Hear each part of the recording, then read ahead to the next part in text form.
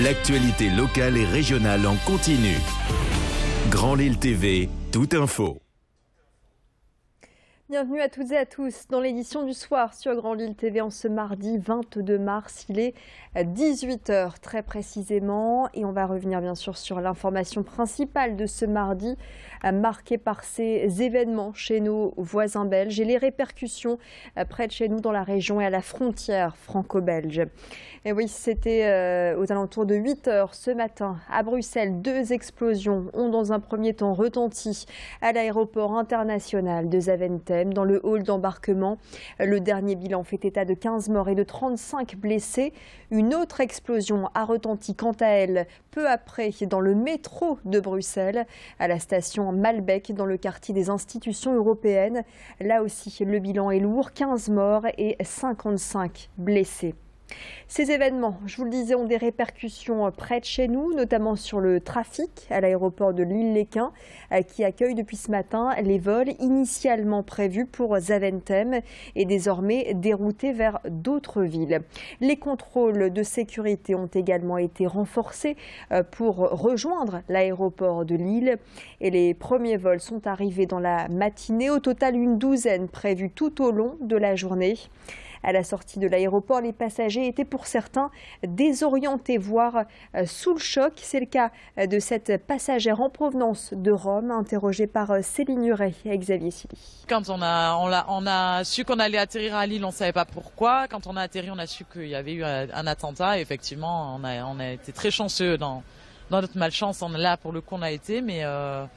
Oui, effectivement. À 10 minutes près, on était l'avion qui allait atterrir à l'endroit où la bombe a explosé. Effectivement. Rien n'est pris en charge pour les voyageurs. Donc c'est tous les voyageurs qui arrivent par ce vol sont obligés de se débrouiller par eux-mêmes pour repartir chez eux.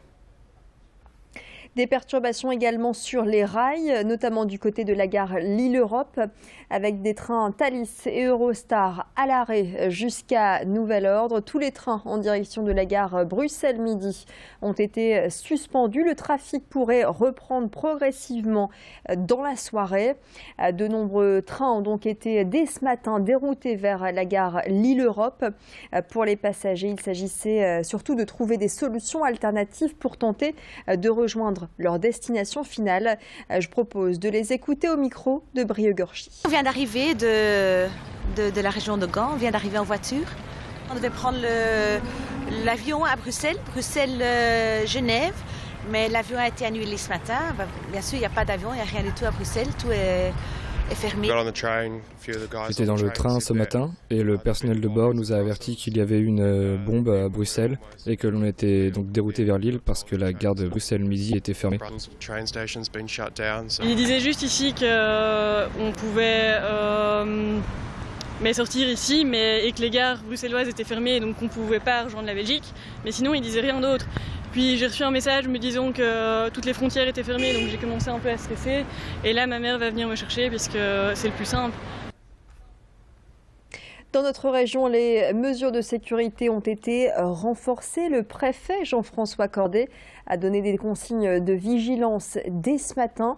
Les contrôles autoroutiers de la police aux frontières sont renforcés au péage, mais aussi sur les points de passage frontaliers, comme c'est le cas sur ces images à hauteur de l'ancien poste frontière de Requem sur l'autoroute de Gand, sur la 22. Précision du préfet du Nord, Jean-François Cordet. Nous ne sommes pas directement en contact avec Bruxelles puisque ce sont les autorités gouvernementales qui sont en contact les unes avec les autres.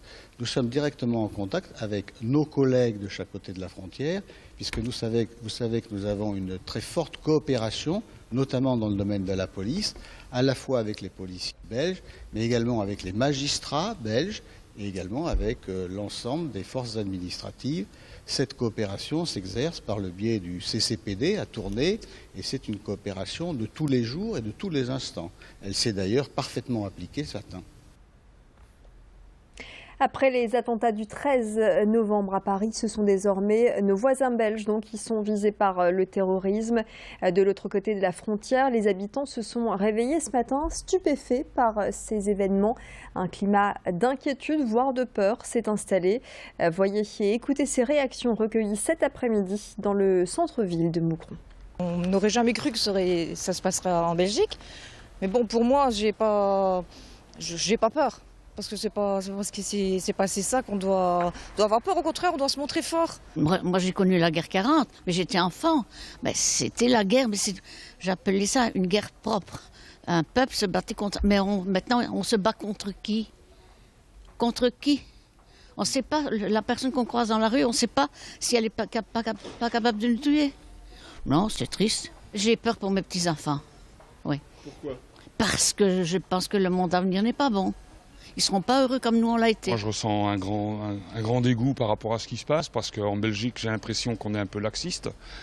On se permet d'aller frapper Daesh dans son fief là-bas, et puis on n'est pas capable de protéger les Belges, donc on doit se poser des questions quand même. On a tous peur d'aller à Bruxelles, moi je vais de temps en temps à Bruxelles, on a tous peur de prendre l'avion. Je prends l'avion 2 ou 3 fois par an, donc on a tous peur, quoi. Pourquoi pas? Moucron, c'est une ville frontalière, et donc il y a autant de Français à Moucron que de Belges, donc tout peut arriver, quoi. Donc ça peut, bien sûr, oui, bien sûr que ça peut arriver à Moucron. Voilà ce que l'on pouvait dire sur ces attentats à Bruxelles et sur les répercussions près de chez nous, dans la région et à la frontière franco-belge. L'édition spéciale se poursuit en ce mardi, il est 18h passé de 6 minutes. À suivre les prévisions météo avec des nouvelles beaucoup plus réjouissantes pour les prochaines heures. Et puis l'infotrafic également. L'actualité continue sur Grand Lille TV.